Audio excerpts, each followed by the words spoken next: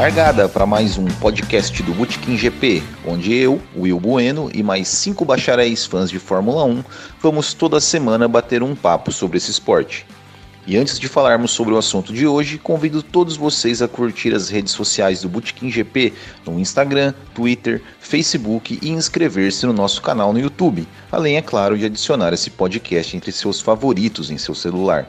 Você também pode acessar botequimgp.com.br para encontrar todo o nosso conteúdo por lá, além de participar dos nossos grupos no Facebook e no WhatsApp. E no episódio de hoje vamos analisar como esse esporte se tornou tão popular, sendo assistido por bilhões de pessoas no mundo todo ao longo de sua história.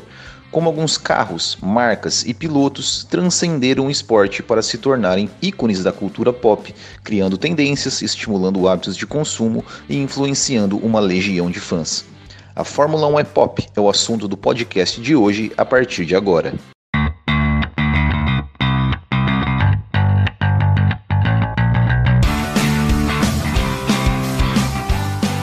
Bom, e para começar, acho que podemos falar de James Hunt, que foi uma grande figura pop do mundo da Fórmula 1, talvez a primeira, cara bonitão, andando com gente famosa, belas mulheres e garoto propaganda da Marlboro, numa época em que fumar era sinônimo de glamour, ser cool, etc.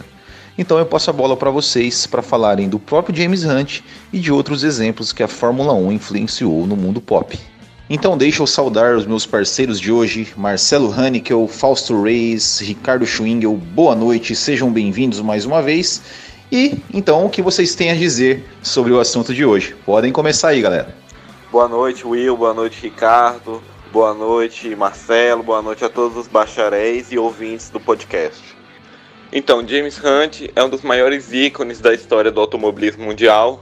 Ele é lembrado pelas suas atitudes tanto dentro quanto fora das pistas. É marcado na Fórmula 1 por duas coisas. Primeiro, pela sua rivalidade com Niki Lauda. Segundo, pelo seu carisma. Bebidas, cigarros, mulheres, festas. Além de ser o primeiro campeão britânico da McLaren. E para quem assistiu Rush, vai lembrar bem uma das cenas finais, quando o Niki Lauda disse: "Quando eu soube que o James havia morrido com um problema no coração, não fiquei surpreso, apenas triste." Boa noite, Will, Fausto, Ricardo, a todos aí, aos ouvintes do Botequim GP. E vamos lá, né? James Hunt, sempre visto fumando, bebendo, rodeado de mulher. Tanto é que ele era comparado constantemente, não apenas pelo nome, mas pelo estilo de vida, né? Ele era também considerado o 007, né? Da Fórmula 1. Porque também o James Bond era visto fumando, bebendo, rodeado de mulher, com um carro potente, por aí vai. Tanto é que quem assistiu no YouTube, né, a animação dos 50 anos da McLaren, né, com o episódio dele, parece fazendo o episódio inteiro, faz a referência, né, com o James Bond, né, ele com radar no carro dele, cheio dos apetrechos e tal, ele até usando o nome, né, My name is Hunt, James Hunt. E, cara, um estilo único até hoje. E uma pena, né? Uma pena, morreu novo. E, curiosamente, ele morreu na garagem de casa, um infarto fulminante. Ele tinha pedido a namorada dele em casamento. E, pra quem conhecia ele no auge, né? Sempre rodeado com mulher, promovia orgias, né? Nos paddocks da Fórmula 1. E, finalmente, o homem viril ia sossegar, mas realmente uma pena, e queria ter visto esse sujeito correr, e quem viu curtia ele, é um estilo único. Fala, Will, Fausto, Marcelo e bacharéis do Botequim, grande prazer estar de volta com vocês, mais um episódio desse podcast. Complementar só a história um pouco de James Hunt, é uma história um pouco até curiosa, né? Quando ele foi para a Fórmula 1, ele foi com a família Hesketh. A família Hesketh era de lords ingleses que tinham muito dinheiro.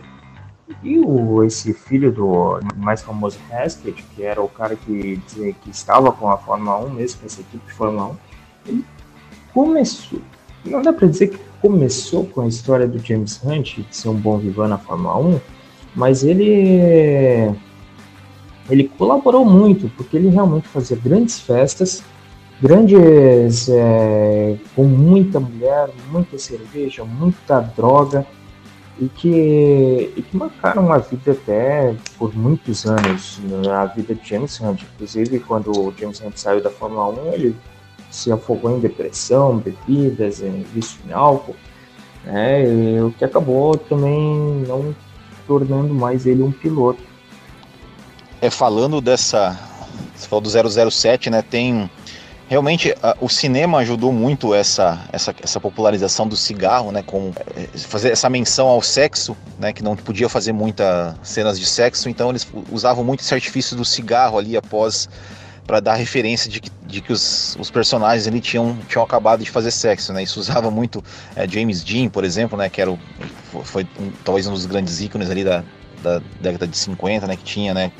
Esse jeito rebelde, aquele tipo de coisa, e esse artifício foi muito usado nos anos 60 e 70. E na Fórmula 1, né, apesar da Marlboro não ter sido quem abriu as portas, né, que foi a primeira empresa a entrar na Fórmula 1, foi a Gold Leaf em 68, né, quando fechou com a Lotus, aquela pintura vermelha, branca e dourada. A Marlboro também depois entrou com a McLaren, inclusive, né, a McLaren do Emerson Fittipaldi, né, e a McLaren do James Hunt, que foi campeão em 76. E realmente esse personagem James Hunt, desse cara bom vivant, aquela coisa toda, isso ajudou a alavancar, né, as vendas da Marlboro, fez realmente uma grande propaganda para a Marlboro, foi muito lucrativo para a Marlboro soube muito bem aproveitar essa figura do James Hunt.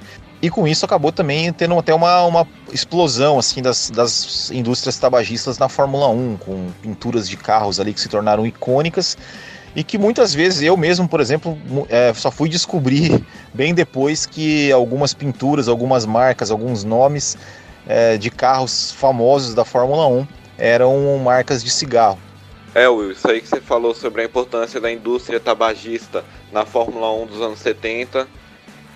se eu não me engano, só a Tyrrell 71, 73 e a Ferrari 75, 77, 79 não foram campeões com patrocínios de cigarros. Em 70 a Lotus com Jochen Rindt teve o patrocínio da Gold Leaf. Em 72 o Emerson Fittipaldi com a JPS. 74 o Emerson Fittipaldi, só que agora com a Marlboro. 76 James Hunt com a Marlboro. E 78 com o Mario Andretti com a JPS novamente. Essa história do James Hunt, né, isso que a gente falou sobre ele, isso na verdade ajudou muito a impulsionar a Fórmula 1, né? O campeonato de 76 foi, acho que, grande virada assim, na popularidade da Fórmula 1, na questão das vendas de direitos de transmissão. O personagem James Hunt ajudou muito a popularizar isso, né? E até voltando um pouco, você falou também do Emerson Fittipaldi, né? Emerson Fittipaldi também pode ser considerado um ícone pop, né? As costeletas do Emerson Fittipaldi ali, meio à la Elvis, chegou a ser moda aqui, né, no Brasil, principalmente nos anos 70, né, todo mundo de costeleta e tal, e o Emerson Fittipaldi, ele era uma figura influente no Brasil nos anos 70, e também pode ser considerado que ele foi ali um ícone pop aqui no Brasil, e que pelo menos popularizou as tendências, né, do uso de costeletas aqui no Brasil, as famosas costeletas do rato. E depois tivemos nos anos 80 ali outras figuras assim, né, também, o Gilles Villeneuve, né, que era um personagem folclórico, né, da Fórmula 1. A gente teve ali até o Keck Rosberg, o Nelson Piquet, o próprio Nelson Piquet, que eram bons vivants, assim, gostavam de, né, sempre acompanhados de belas mulheres. E eu acho que, com relação aos pilotos, assim, o grande personagem que mudou, assim, a relação dos pilotos com a Fórmula 1, com o público, com a mídia, principalmente, sem dúvida foi o Ayrton Senna, né? O Ayrton Senna, mesmo antes dele morrer, mesmo antes dele ter o acidente em 94, ele já era, né, um ícone popular, assim, um ícone pop. Ele já era um cara bem conhecido, que quantas pessoas que passaram a consumir o esporte por conta da popularidade do Ayrton Senna, né? Então, queria que vocês falassem também um pouco sobre isso, né? Sobre esse período anos 80, para daí a gente tentar chegar aqui mais nos pilotos da atualidade também. Realmente, Will, o Ayrton Senna foi um divisor de águas na categoria, porque ele foi o primeiro precursor, não apenas do preparo físico, do piloto atleta, né, sempre em forma, mas também no modo como trata a imprensa. Claro que tinha vezes que ele ficava de saco cheio e falava algumas coisas, né, tanto é que ele brigou, né, ficou um bom tempo sem falar com o Reginaldo Leme, deu uma baita treta entre ele e o Jack Stewart, né, o Jack Stewart questionando, né, porque ele causava muito, porque era um piloto que causava muito acidente e tal, mas o Ayrton rebateu, né, falou que ele tá lá para competir, ele como piloto deveria saber disso. Aí depois dessa entrevista eu falei, não quero mais falar com ele. Mas o Ayrton, ele tinha um carisma fora do comum. Por isso, ele é tão lembrado, não só aqui, mas no mundo todo. E quando você fala em Ayrton Senna, você não fala só no piloto, e sim tipo num super-homem, num cara super rápido, bem sucedido, e um super-herói, porque ele é um Brasil que dava certo, né? Mas não é só no Brasil que ele é considerado, digamos assim, um super-herói. No Japão também, né? Os japoneses veneram ele até hoje. Até porque ele foi campeão 3 vezes com o motor Honda, né? Isso para eles é uma honra do tamanho do mundo. Mas por que os japoneses gostam dele? Porque ele também passava essa humildade, tudo que nem os japoneses falam. A gente gosta de pessoas simples que fazem coisas grandiosas. E tamanho admiração por ele que ele virou um mangá no Japão. A Shonen Jump fez a mangá dele da temporada de 91, né? E o curioso é que essa história acontecia em tempo real, conforme ia acontecendo no campeonato e acontecendo na historinha também. Tanto é que o final é praticamente igual ao do gibi, né? E o Senna é o herói, né? O Senna, o herói, o Berger, o coadjuvante, né? O amigo do herói. E os vilões, né? O Piquet, o Mansell, o Prost, o Patrese. Mas é isso, cara. Esse foi o legado que ele deixou para todos nós e virou referência. Ele é referência até hoje, mesmo depois de muitos anos após sua morte, né? Isso é verdade. Nos anos 80 que realmente deu um boom da popularização, principalmente no Brasil, né? Também influenciados pela época do Emerson Fittipaldi sendo campeão da Fórmula 1, depois vindo o Nelson Piquet, mas quem trouxe real popularidade para a Fórmula 1, principalmente no Brasil, para tornar ela realmente popular, foi o Ayrton Senna. O Ayrton Senna é aquele cara que era, provavelmente hoje, olha, há uma chance muito grande que se ele não fosse político, ele ia estar envolvido em diversas causas sociais. Não à toa existe o Instituto Ayrton Senna, né? E por que falam tanto da época do Senna? Porque realmente ele era uma personificação de um cara que era um herói, alguém que realmente batia no peito e dizia, eu sou brasileiro, e vou defender minha bandeira fora do país. E inclusive quando as 2 vitórias que ele teve em Interlagos, eu acredito que foram...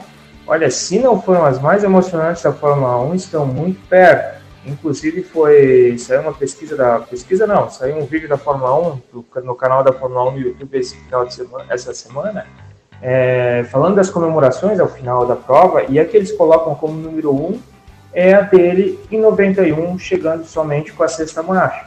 Só que assim, antes do Ayrton, teve também o Villeneuve, né? O Villeneuve pai, Gilles Villeneuve.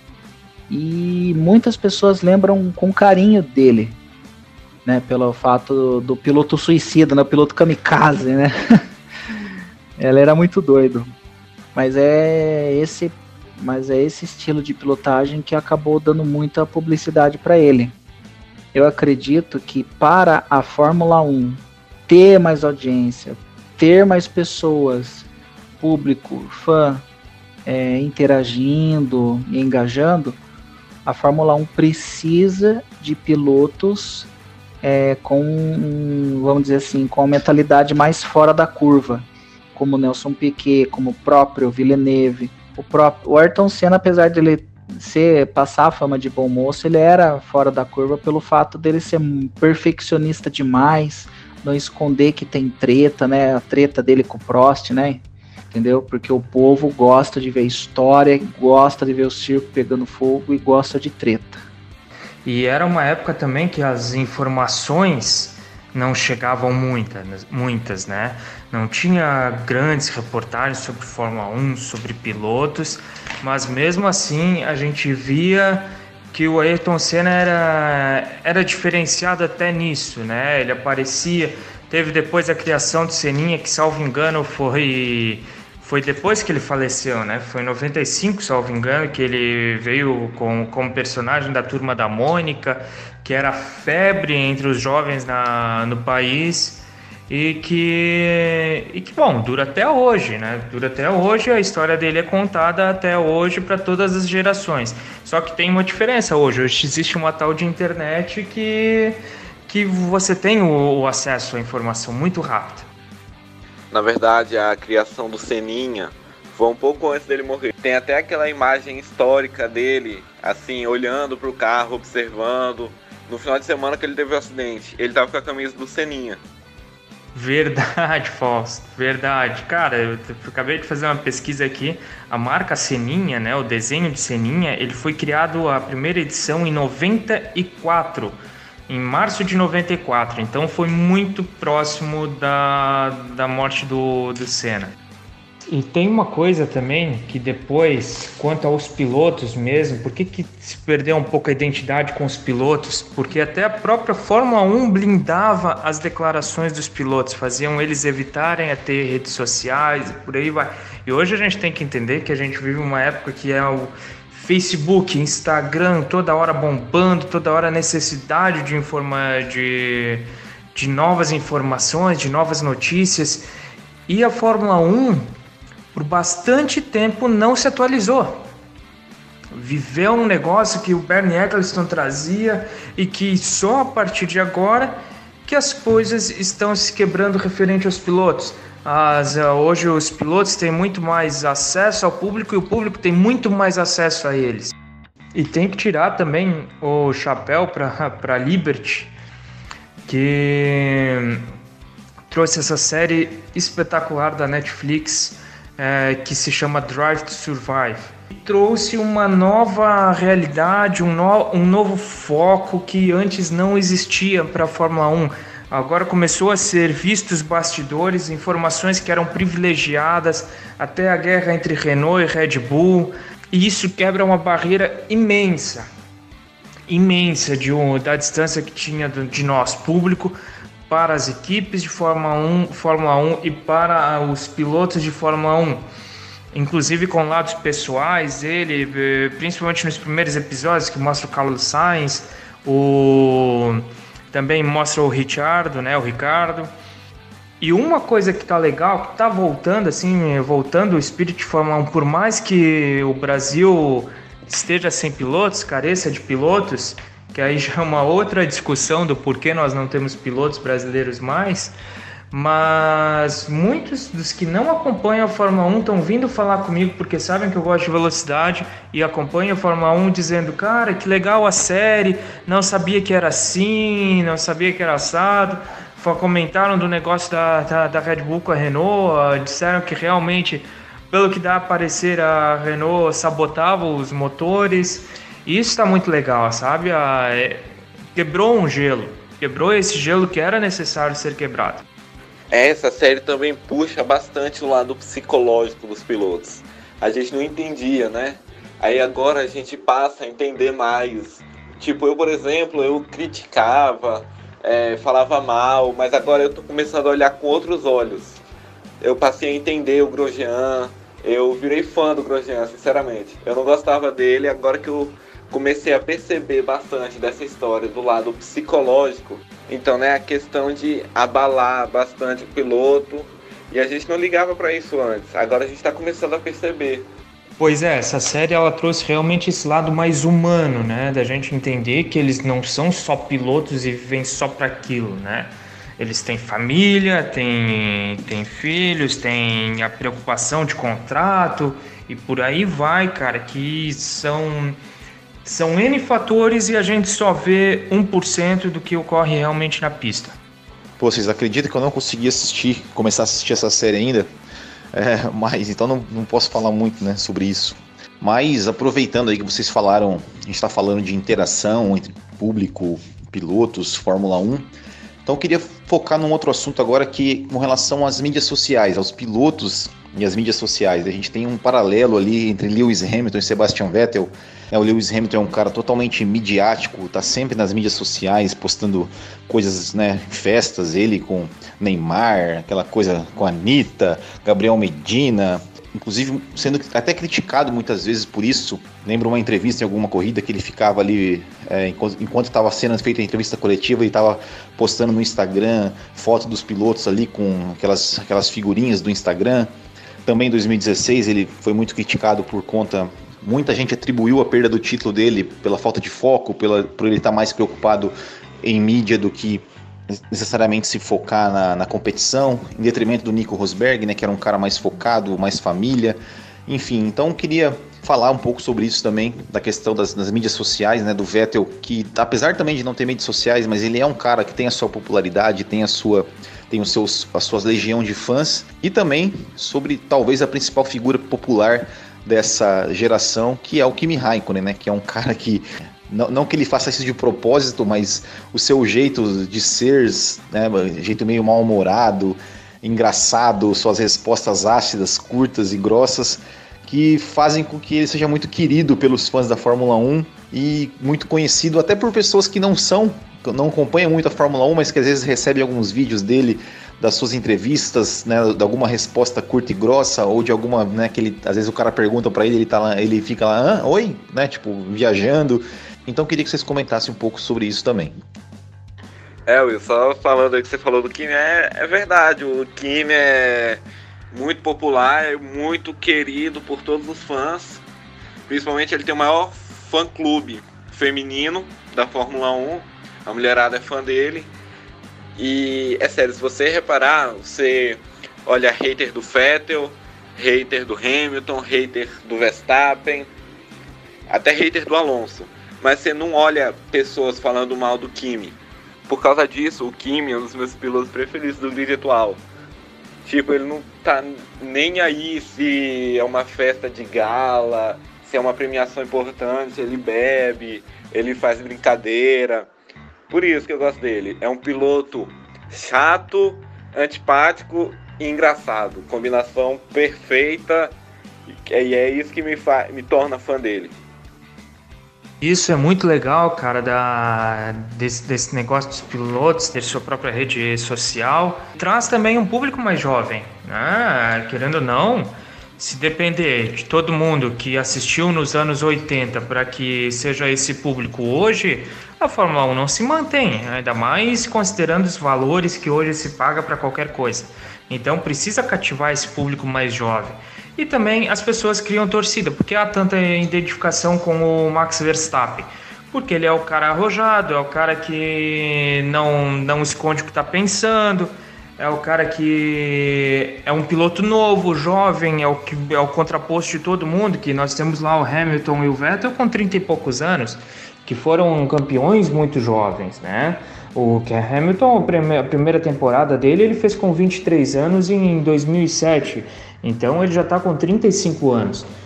E as pessoas querem mudanças, as pessoas querem alguém jovem aparecendo e enfrentando esses caras que são os figurões da Fórmula 1. E assim, em que pese o Vettel não ter redes sociais, ser o anti-mídia, todas as equipes têm as suas próprias páginas, principalmente no Instagram hoje, que eu acho que é uma das ferramentas, pelo menos mídias sociais mais utilizadas. Algumas têm Twitter, têm Facebook, e todas elas trazem informações novas, imagens diferentes. Não tem mais aquele negócio de se esconder, né? As pessoas, elas querem ser vistas para realmente criar um público, né? Público é dinheiro. E hoje, numa Fórmula 1 que gasta milhões, centenas de milhões para fazer uma equipe para uma temporada só, é mais do que necessário que tenha um público que compre a ideia da empresa. Olha, eu posso até entender o fato dele não gostar de ter redes sociais, mas eu trabalho com isso, né? E assim, sob a condição de piloto, celebridade, pessoa pública, ele tinha que ter sim pelo menos uma conta no Instagram. As redes sociais é a melhor maneira hoje em dia do público estar mais próximo da pessoa pública, entendeu? Se interagir, né, com o público. Isso, ainda mais hoje em dia que é tudo mimizento, né? E hoje em dia isso é muito importante na construção positiva da imagem, não só do piloto, mas de qualquer pessoa pública, né? O Vettel deveria ter sim pelo menos Instagram, mas não precisa ficar ostentando hotéis caros, artigos de luxo, tal como o Hamilton faz.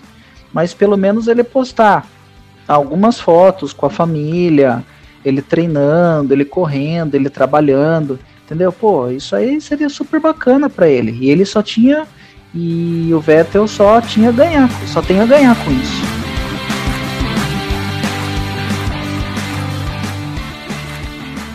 Bom, nós falamos aí sobre vários aspectos, né, do nosso tema de hoje. Então, só para a gente encerrar, aqui eu queria saber de cada um de vocês, para dizer bem rapidinho, em 30 segundos, quais foram para vocês o piloto, né, o personagem piloto mais icônico e a pintura de carro também mais icônica que vocês associam, assim, quando falam em Fórmula 1, a primeira imagem que vem à cabeça de carro e de piloto. Bom, piloto icônico para mim, Fernando Alonso. É um sujeito que tem a cara do esporte, a cara da Fórmula 1. E carro, bom, não tem nem o que falar, a vermelha, escuderia Ferrari, a pintura mais icônica da história dos esportes para mim. Então, muito obrigado, Will, Marcelo, Ricardo, a todos os ouvintes do podcast, a todos os bacharéis do Botequim. Aguardamos vocês na semana que vem. Muito obrigado. Não vou nem citar qual que seria o piloto que eu acho mais bom vivan desses que nós citamos, mas eu vou citar um cara que com certeza vocês vão lembrar. Pedro Paulo Diniz, o cara que era convidado sempre pela monarquia de Mônaco para participar de todas as festas da realeza. Grande abraço, Will, grande abraço, Marcelo, Fausto, até mais, tchau, tchau. Olha, em termos de piloto bom vivan, eu fico com o Piquet, viu? Do termo respostas cretinas para perguntas imbecis, só pelo fato disso aí já me ganha. E o carro, eu fico com a Lotus da temporada de 85-86, aquela Lotus preta da John Player Special, né, com aquela chancela dourada em volta do logo. Nossa, coisa maravilhosa. Um grande abraço para vocês, a todos os ouvintes aí do podcast, e até a próxima sexta-feira. Um abraço. Eu vou ficar com a Ayrton Senna e a McLaren Marlboro, vermelha e branca, a caixinha de cigarros sob rodas. Para mim, uma pintura mais icônica da Fórmula 1 que me fez ser torcedor da McLaren. E você? Quais foram, ou quem foi, o piloto ou os pilotos e os carros mais icônicos da história da Fórmula 1? Conte aí pra gente nos comentários. Então é isso, bacharéis. Muito obrigado mais uma vez a todos vocês que estão nos ouvindo. Não esqueçam de compartilhar esse podcast nas suas redes sociais e até a próxima semana. Tchau!